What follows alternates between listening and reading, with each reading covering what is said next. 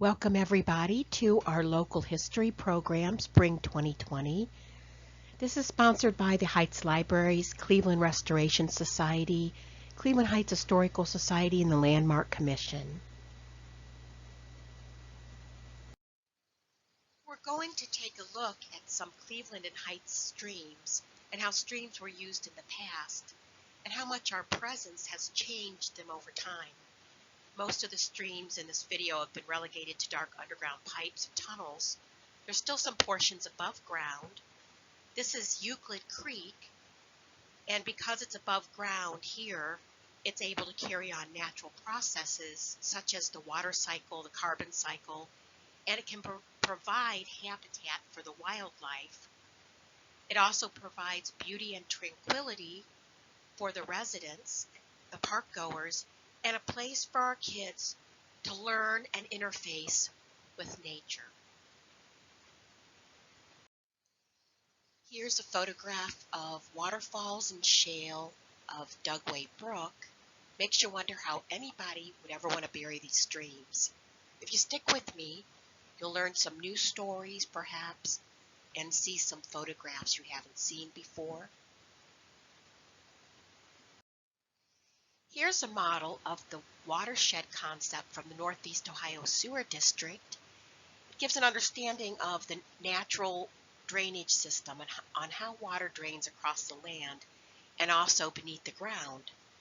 First, the rainwater falls, runs downhill, and collects into the nearest stream, but water also percolates down through the ground, travels through certain rock layers to join in on the water migration down towards Lake Erie.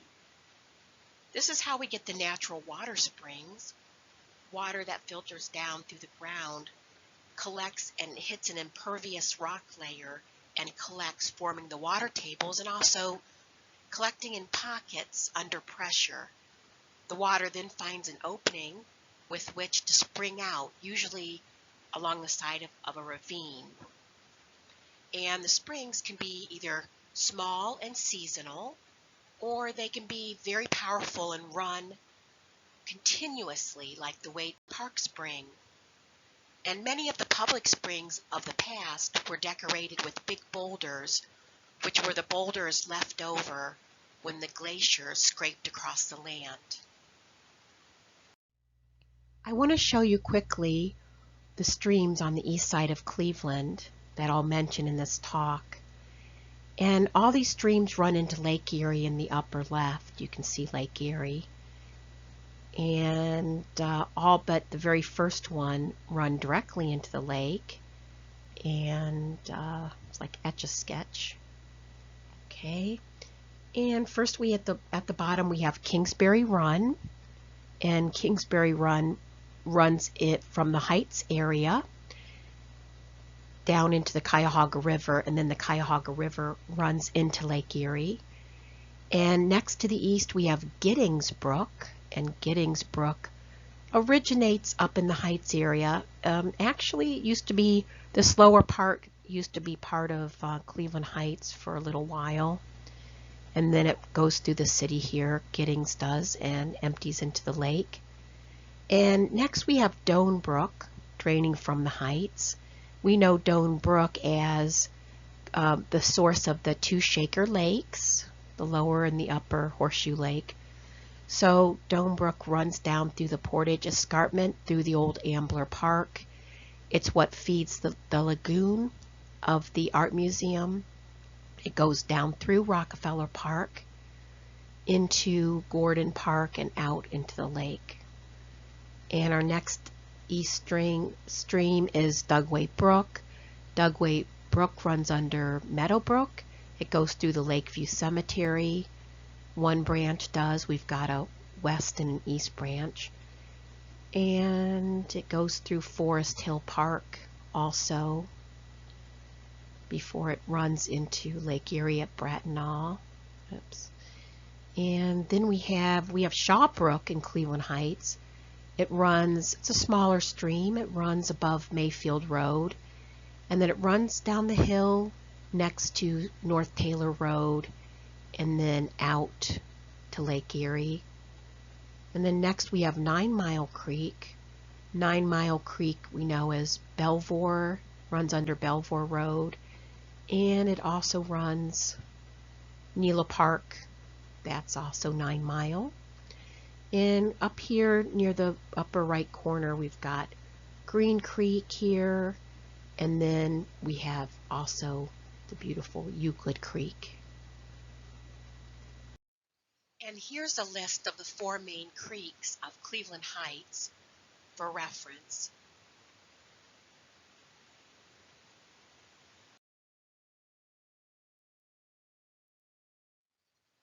It's fascinating to find out that the Cleveland area land used to be once at the bottom of the sea, and that's why ocean life fossils can be found still today along the rock layers of our creeks. If anybody could explain about the geology of the area and do it in just one slide, that would be Dr. Roy Lyric, who made this wonderful visual. And to learn about the geology of the area, how our creeks came about, you can see here that about 370 million years ago, when this area was under the warm equatorial sea in the late Devonian era, that sand, silt, and mud were laid down beneath the sea. And then we move forward to about 300 million years ago, and our area, after continental drift, was lifted up out of the ocean. And then fast forward to about 2.5 million years ago with the glacial advances.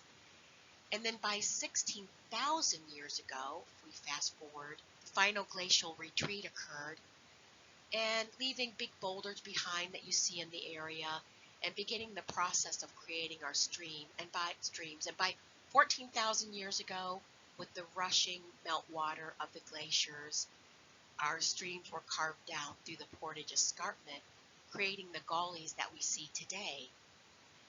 And if you look at the schematic, you can see very nicely some of our streams outlined and how they flow down towards Lake Erie, and the Berea Sandstone Terrace, and beneath that the Euclid Bluestone Terrace. And throughout the 1800s, the settlers, pioneers, the farmers quarried along our stream beds for this wonderful stone. Most of the sidewalks you see today have been cut out from those rock layers. Our waterways are like the veins of the living earth, and in the past they used to be the center of life because they were so indispensable. But as time went on and the change occurred from farmland to suburbs, people thought of the creeks as being obsolete and in the way. So they got buried. Here's a mini story of the transformation of a creek. Shown here is Euclid Avenue and the intersection of East 71st Street, Old Giddings Avenue. And here's part of Giddings Brook shown on the map, and the property of A.P. Winslow. You can see the little pond here on the property.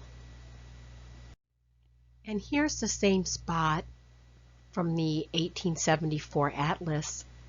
You can see the A.P. Winslow house, and you can see Giddings Brook running through the property, people boating in the background. The pond would have been used for an ice pond. You can see in the foreground lower right the East Cleveland horse-drawn trolley going along the tracks of Euclid Avenue. And this is a close-up of the same spot.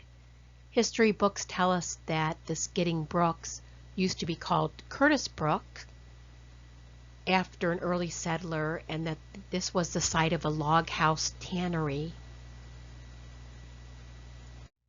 And here's an actual photograph of the house, probably not long before it was demolished. It was also the Charles Taylor home. And here's the same site today. The Baker Electric Motor Company put a garage on that same corner, and then it became the A.L. Englander Motor Company. Not sure what it's used for today, but you can see that the stream is no longer in sight, but it is still flowing underground. Here's another mini story This is the H.P. Aiken's home on Mayfield Road, where Eastwood comes out. This house was built along a branch of Euclid Creek, say in the later 1800s. Here's a picture of the same corner of Mayfield and Eastwood in Mayfield Heights, and you can see the Aiken house in the background still standing behind the car center. So the creek by the Aiken farm, we may not be able to see it, but it's still there, and also the deer know it's still there as they portage from one open piece of the creek to the next. They have to actually cross busy Mayfield Road. Sadly, last summer the Aikens house was demolished, and in its place will be a car care center with even less grass for the deer to eat. Well, here's another story of another stream gone, used for recreational purposes at this point in time. This is the 1898 map, and this is Burke Brook, which flows into the Cuyahoga River. This is the southwest corner of Independence and I-77, and you can see this lake here was used as part of Byerly's Park, then Forest City Park, then part of Washington Park. Here's a nice drawing of the lake in that park.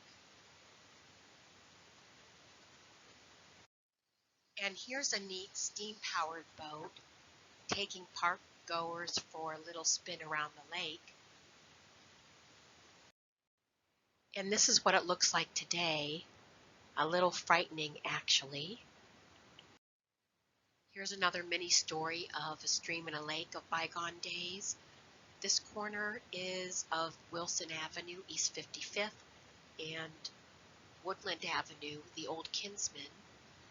And here we have shown a branch of Kingsbury Run. Kingsbury Run, I mentioned, comes down from Shaker Heights.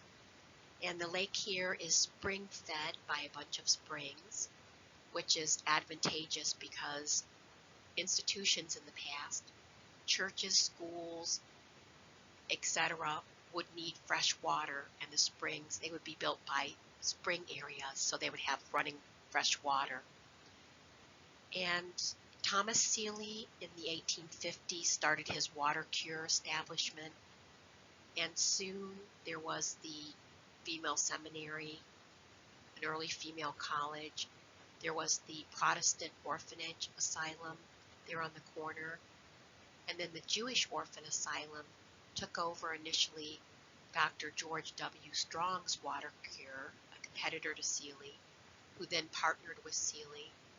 But then the Jewish orphan asylum, they had their own building built, which is featured on old postcards. I couldn't resist showing you at least one of the buildings of Forestdale, the intersection of today's Cleveland East 55th and Woodland Avenue. This is the Cleveland Female Seminary, and the water for the building was supplied by the spring in back from Kingsbury Run.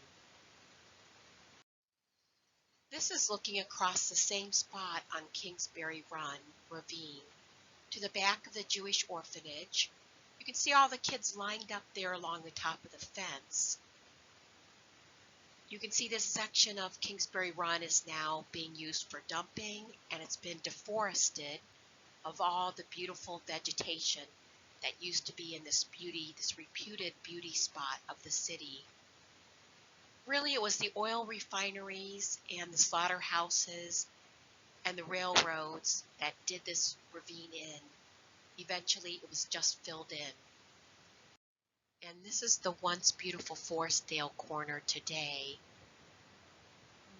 You can still see a little bit of the area where the ravine was and where the railroad line was put through at one point in the ravine. But now this has all been filled in. As soon as the settlers moved into the area, they started cutting down the primordial forest for farmland. They set up their cabins next to the water springs and did what they called improving the land. They pushed out the native animal and plant species, but they survive by utilizing the wood from the land and the stone and the water of the ravines, and they use the water power of the creeks for their mills and their workshops. So many of the stories of the mills along our creeks in the Heights area have been lost through time, but one of the best examples is the North Union Shakers, who had their village overlapping Cleveland Heights and Shaker Heights. They began in 1822, and they dammed up Doane Brook for many mills. This is one that used to be at Lee Road and South Park. It was their woolen mill, built in 1854, and water from the Horseshoe Lake would go along a head race, a trench in the ground, and the water wheel was inside this building in the basement, and the power train would go up through the building and run the looms and the other machinery. So shown here is the North Union Shaker Stone Grist Mill, built in about 1843-44, and it was once considered the best mill in Ohio. It's located on the Doane Brook behind Roxborough Junior High School. And the fascinating thing about this mill, which is of the Oliver Evans style, is the water would run along the side of the bank, and then it would fall down a 50-foot penstock to turbine wheels that were in the bottom of the building at the creek level. They were also called tub wheels. The tub wheels would run a power train that would go up through the building, and there would be gears all over the building, power train and gears, that would be running the machinery to turn the grain into flour. So this is a map showing the grist mill we were just looking at, the stone grist mill, and right in front of it is the mill pond for that grist mill. It was called the Long Pond by some people. It was sort of like a lower Shaker Lake. And then up here in the lower right is the lower Shaker Lake that we're familiar with today. And at the foot of the lower Shaker Lake, there used to be the Shaker Sawmill and Cooper Shop. And the ruins are still there if you're interested in seeing it. And this is the rest of the Shaker village here on that spot.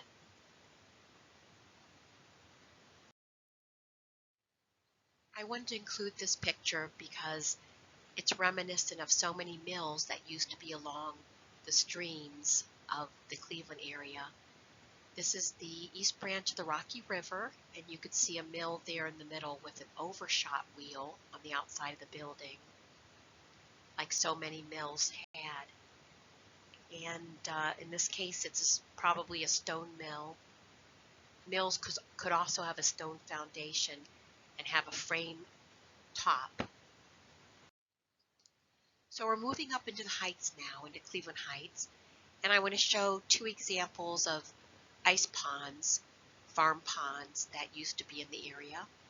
On the left-hand side, we have, this is Noble Road, and then it's the intersection of Quilliams Road, and we still have the William Quilliams house as a landmark there.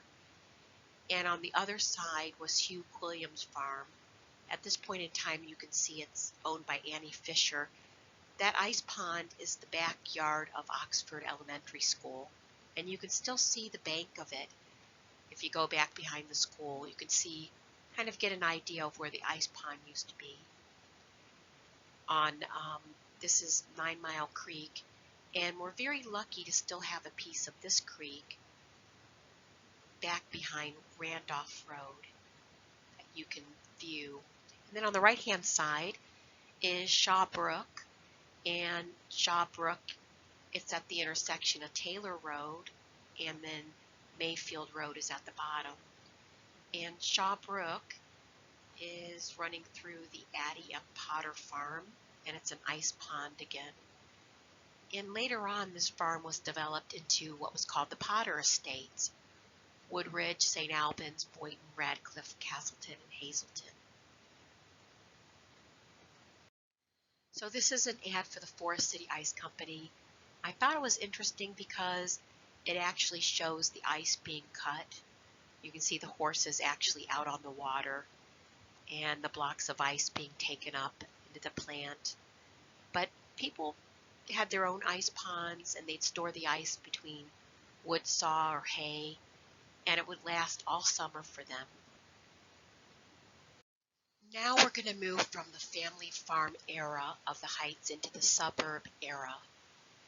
And here we have a picture of the John Hartness Brown house on the overlook. And I noticed something in the background in the picture. Looks like a little sandcastle. It is actually the humongous Garfield Monument in Lakeview Cemetery. But what this picture showed to me was just how deforested the Heights was at the end of the family farm era in many, many places. To the left of the picture was the Ford family farm, and to the right was the farm of Dr. Worthy Stephen Streeters. And there are some stories that say that he cut down the trees to provide railroad ties.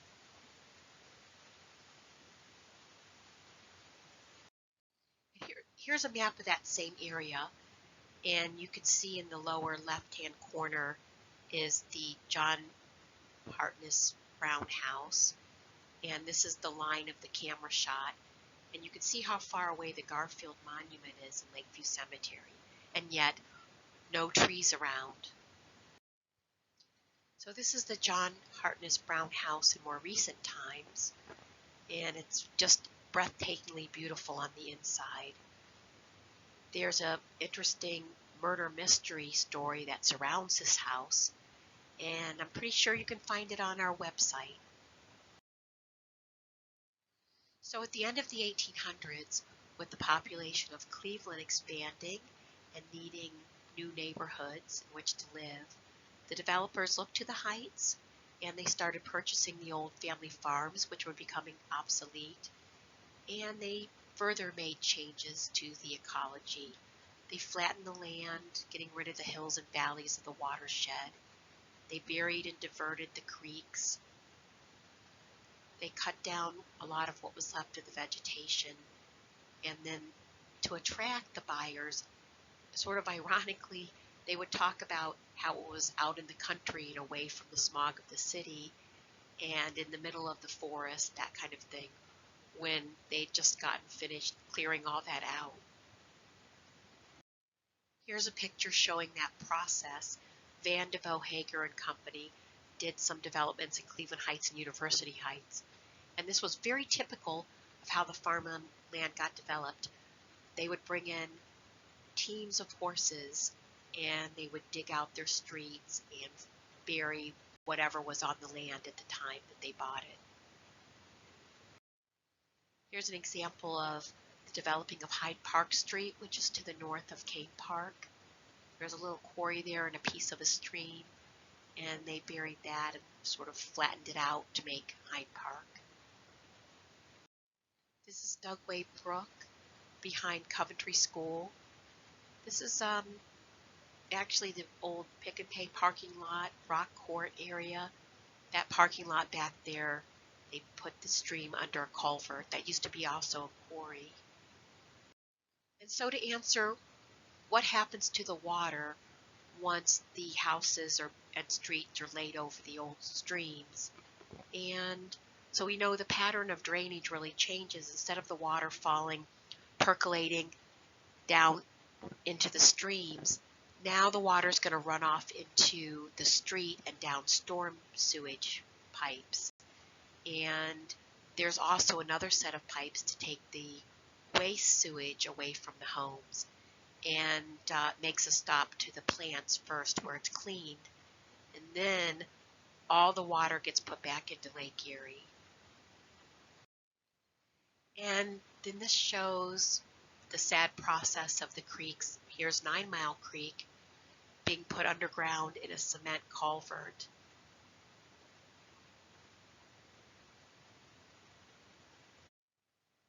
And so Dugway Brook, after it leaves Forest Hill and heads north towards Lake Erie, was actually made into a Forest Hill Parkway. A lot of people don't realize there were two Forest Hills.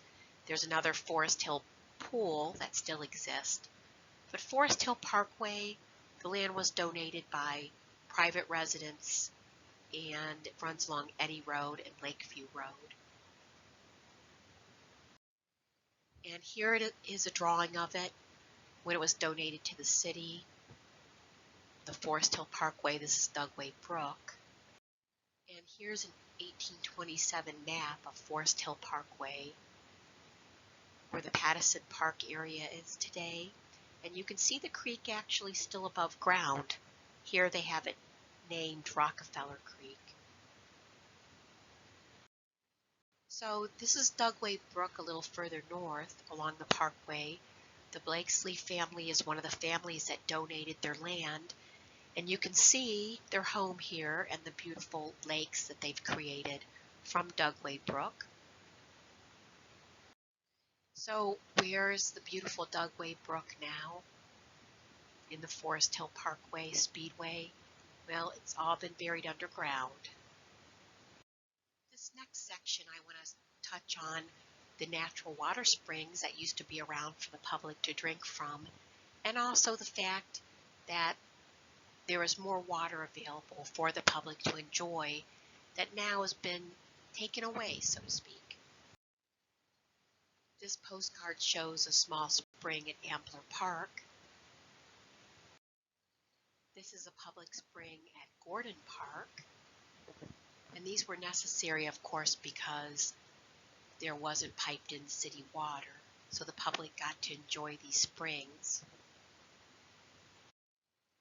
Here's a spring at Edgewater Park.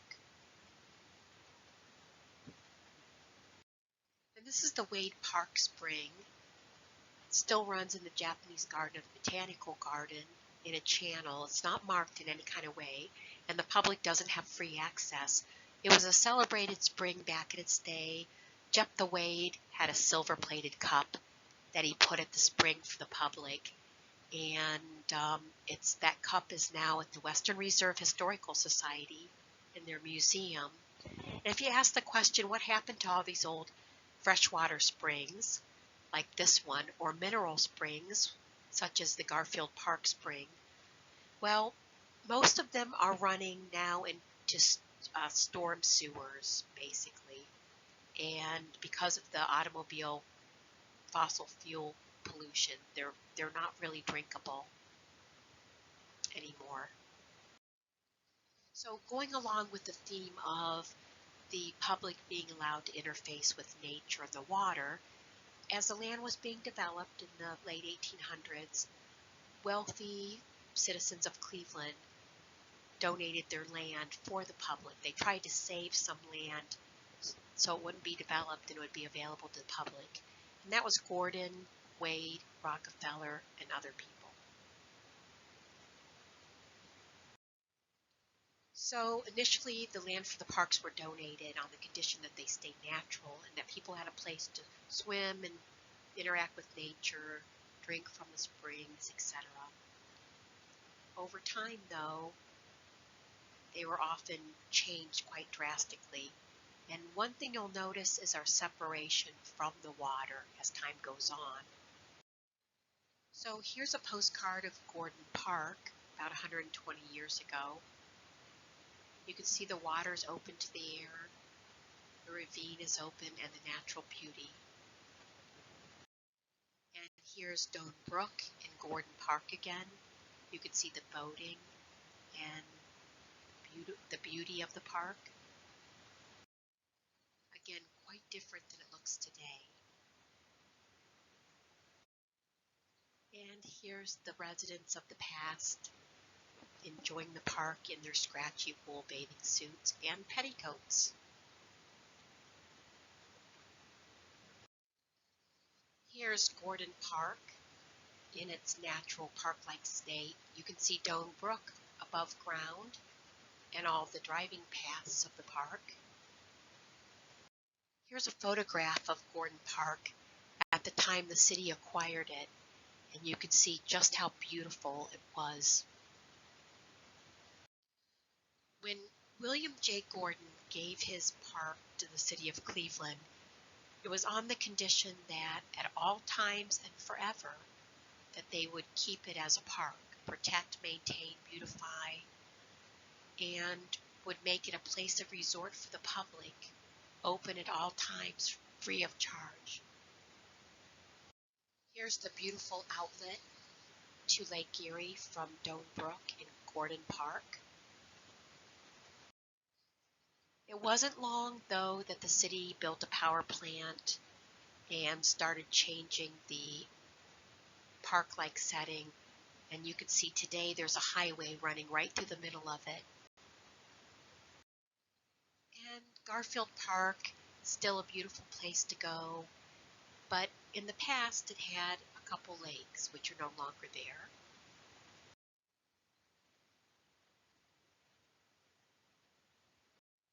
Now we see the old Wade Park Lake with the Centaur Fountain in the middle, and you can see how much interface people have with the lake, boating, etc. Here's the old iron bridge in Wade Park. This has been filled in, and there's a parking lot on the top now. Here's another view of the Wade Park Spring.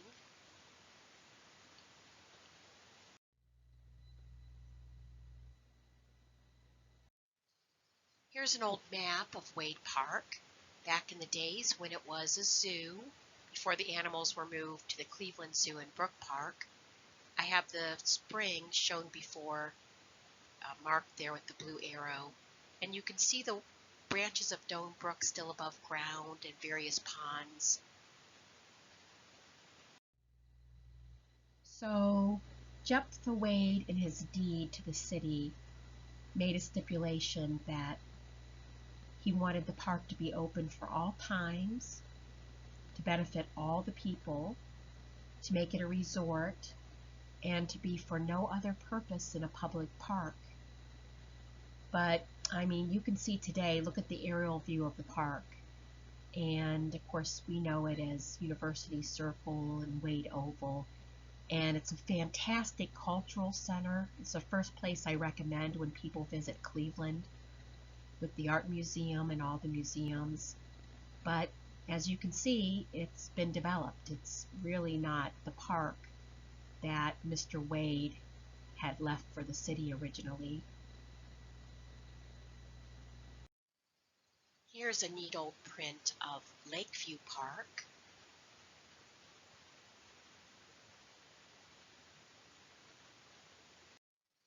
Along the lakefront in Cleveland, there were several streams that came down from the city towards Lake Erie. And this is an old park called Lakeview Park. The public could enjoy. Now it's a parking lot. And here's another view of Lakeview Park. The park behind the courthouse. And not long after electricity came into vogue, the Cleveland area at the turn of the century could boast three very interesting amusement parks: Luna Park, White City, and Euclid Beach. Here's an old postcard of Luna Park with the swimming pool made from Giddings Brook. Another view of this neat old park. This is a very fascinating old section of Doan Brook. It's located behind Roxborough School, a little to the north, closer to Grandview and Belfield. And it was an old quarry, really continued working until near the end of the 1800s.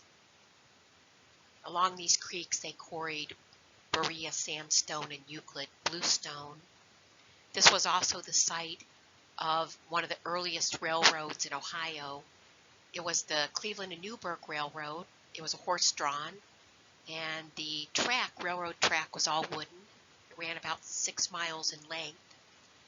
It ran from these quarries down to Cedar Hill, down through Cedar Hill, Euclid Avenue, and then down to Public Square. And it was pretty much obsolete by about 1842. But along this creek area, there were a lot of bear caves. It was a very beautiful area.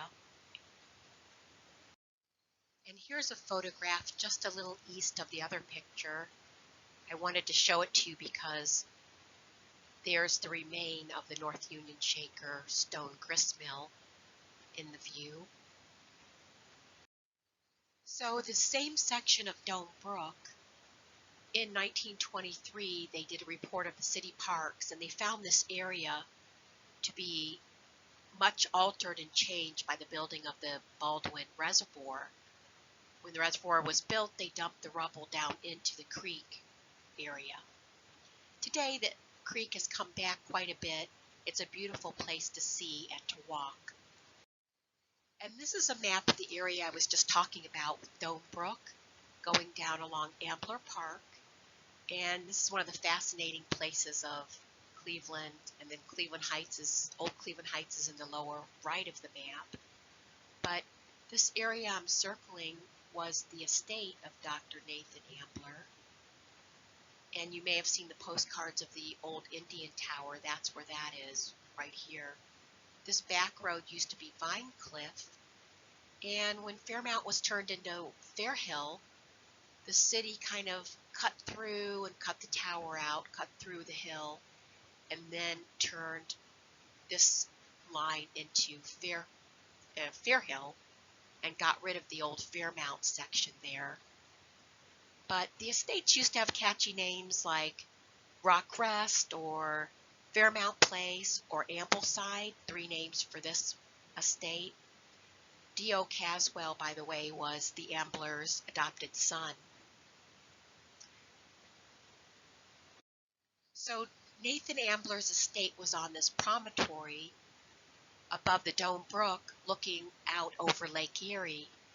And if you look at the 1874 DJ Lake map, you can see it really looks like there's 2 towers here, and there may be remnants of some old stone work there in the middle of the picture. I think it would be fascinating to do an archaeological dig on this site. We know the stone stairs up to the Rock Rest house is still there. Here's another view from the same atlas of Nathan Ambler's Rock Rest. You can see Vine Cliff off to the left-hand side, and you can see at the blue arrow what looks to me to be partially another tower. Here's an interesting photograph of that same Rock Rest home of Nathan Ambler.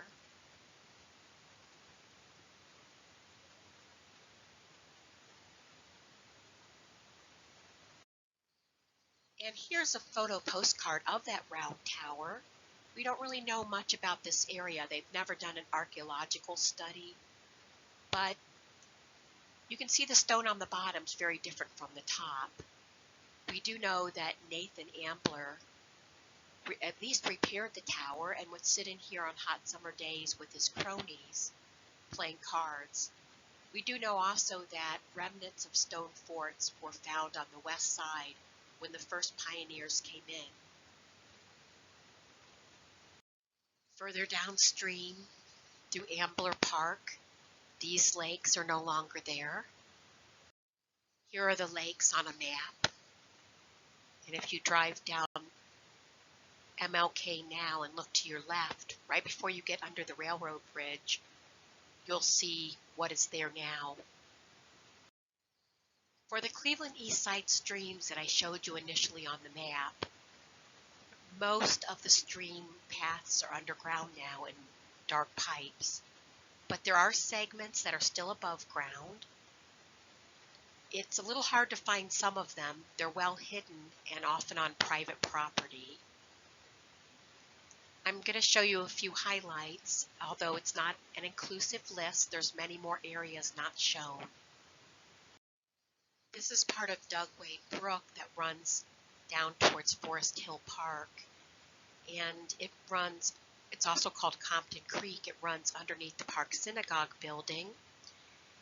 A homeowner along the edge of this property found an arrowhead in their back garden.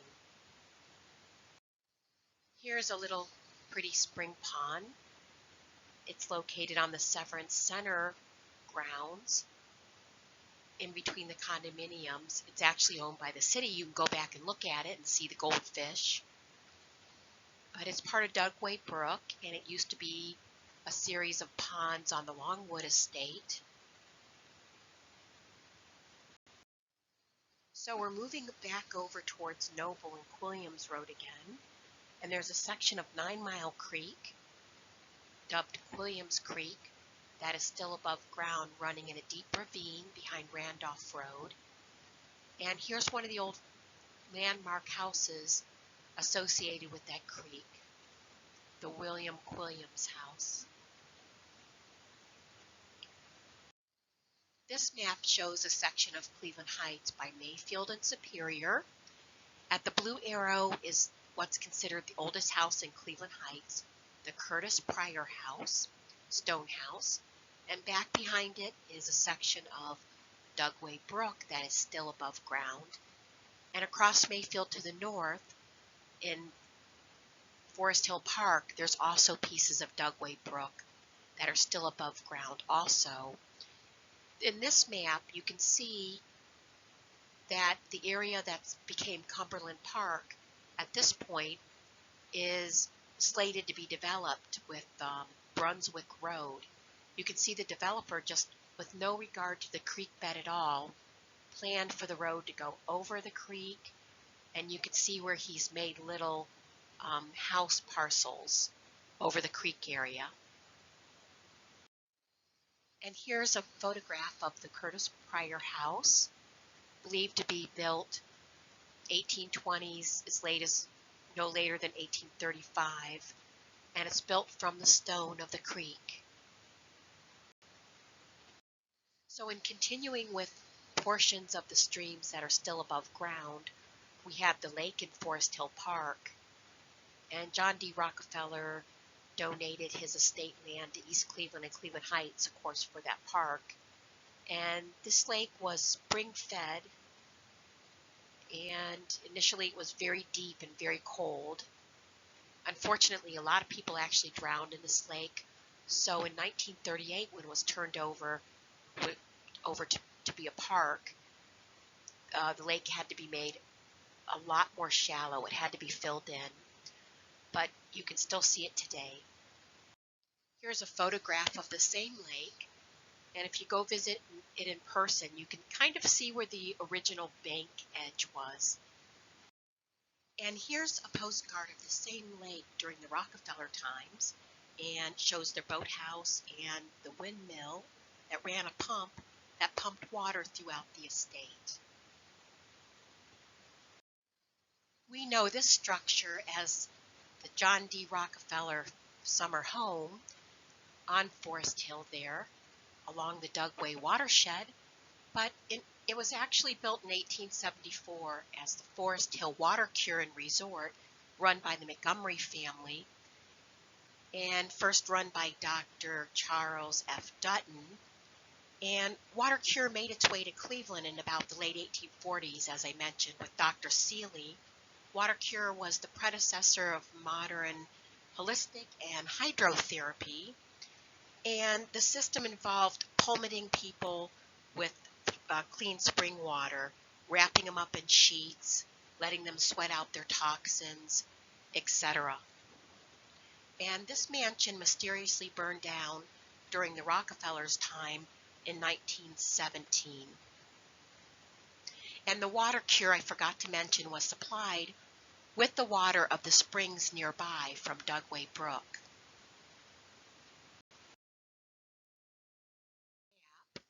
Of that same Water Cure / Rockefeller summer home, and I wanted to show you the original driveway coming up from the front.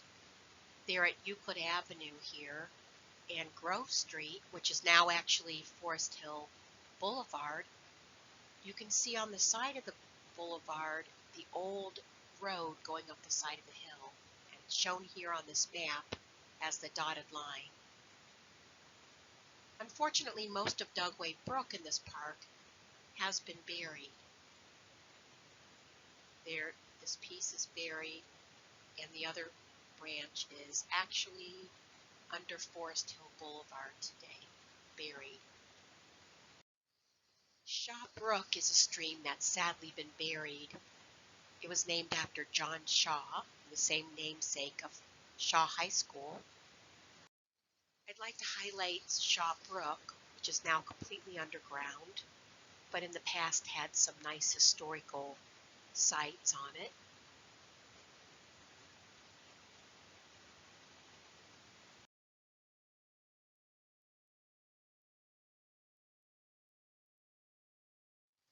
Down near Bratenall, where it goes into Lake Erie, people have put up a sign to show you that it still exists. Here's Shaw Brook as it goes out to Lake Erie at Shoreby. Pretty much one of the few signs that there's still a creek there at all. If we follow it back up into the heights, I want to highlight part of the creek by Yellowstone and just north of Mayfield Road. Here we have the Henry Dreeman farmhouse. It's a landmark. It's also called the Adams Longhouse on Birch Tree Path. And Shaw Brook would have been the brook that ran through their farm. And this is the estate of Elizabeth Severance Allen Prentice. And in the back, she used Shaw Brook as part of her Japanese garden. This mansion was torn down in 1945.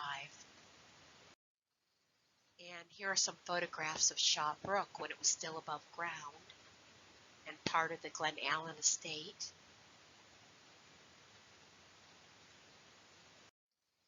Even though the stream is gone, we're lucky to have the remnant of the stone bridge that once went over Shaw Brook in her Japanese garden.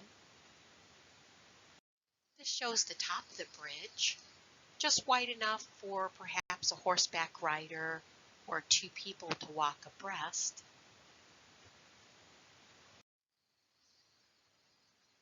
This bridge is on private property, and we were very lucky that the homeowner allowed us to do a couple historical walks and view the bridge. Shown in this picture is the Coventry Peace Park, where the old Coventry School used to be. And this is the intersection of Coventry Village and Euclid Heights Boulevard and Washington Boulevard. And Dugway Brook used to run through this area. Again, most of it's underground, but there's a few sections in this area that are still above ground. For example, the branch of Dugway that runs along Euclid Heights Boulevard, which is spring-fed. Back in the farming era, this area would have been meadow, a little forest, streams, water seeps, and it was a dairy, and quarries and orchards. Coventry Elementary School was built on this site and partially into the ravine, and a lot of us remember the upper and the lower playground. This school was demolished in the 1970s. In the Cleveland Heights area, there are quarrying done all along the creeks, but a lot of these old quarries have now been filled in. You wouldn't even know that they were ever here. For example, in Kane Park, where Dugway Brook used to run through, used to be the quarry of James Haycock's, and here is a drawing from the 1874 atlas showing the quarry. It was filled in and the amphitheater put over the top. Another old quarry in Cleveland Heights is the very hidden Oak Ridge Quarry associated with Shaw Brook. It was discovered in 1797 when Moses Cleveland surveyors were traipsing through the forest, and they made a note of it in the field notes. Here, Dr. Roy Lyric is giving a little tour and a lecture on the rock formations. Continuing on parts of the old nature that's still available to look at, many homeowners have preserved the trees on their land. In this particular case, it's a red oak that's over 200 years. Here's a postcard of the Shaker Lakes. And as we all know, the Shaker Lakes are here because people fought to make sure the highway was not built right over the top of it. This is an example of groups informing the public about the importance of our waterways and not dumping. This is the Doan Brook Watershed Partnership, and they have a storm drain stenciling event. And here's a Doan Brook restoration project that everyone was talking about. To the west of the Art Museum, a neglected section of Doan Brook was revitalized and a 6.5 park and event place was created. And here are some solutions for trying to help the stormwater become cleaner. In rain gardens and bioswales, there are specially designed areas with plants that help slow down the passage of water and help clean the water and filter it before it ends up in Lake Erie. A movement of pesticide-free areas. We can't survive without our insects. Think of the bees pollinating our crops, and yet pesticide use still continues. I couldn't resist putting in this old ad from the 70s where the Indian canoes down the dirty, polluted river. Eddie bends down and he looks at the trash on the shore and stands back up and has that tear in his eye.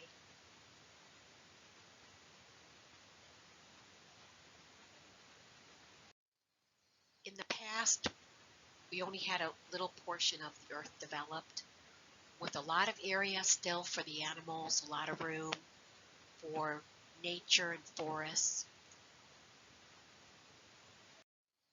As time goes on, we seem to be developing every last corner of the planet without considering that we have to share it with the rest of the life on the planet.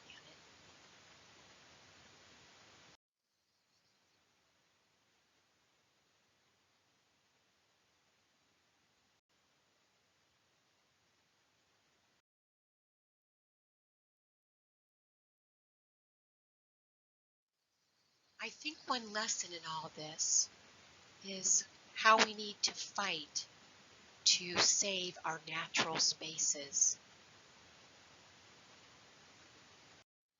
Thank you very much for watching. There are so many people to thank. First of all, I'd like to thank all the government entities that help keep our parks alive, especially the Cleveland Metro Parks. I would like to thank Dr. Roy Lyric for his Rocks and Water tours and all the work he does to help save and protect our waterways. I would like to thank Bill Barrow for his Cleveland memory. I'd like to thank Stephen Tichenall for his work on scanning and preserving maps for all of us on rails and trails and Cleveland historic maps. I would like to thank Christopher Bustapet for teaching us about the incredible historic homes that have been forgotten but are still standing in the area. And I'd like to thank all the libraries and archives, all the people that keep the old records of the past safe, so that we can learn about the past and therefore make a better future for everybody. And last but not least, thank you for all the members, all the people who contribute to the historical societies to help educate and to keep the history alive. Thank you.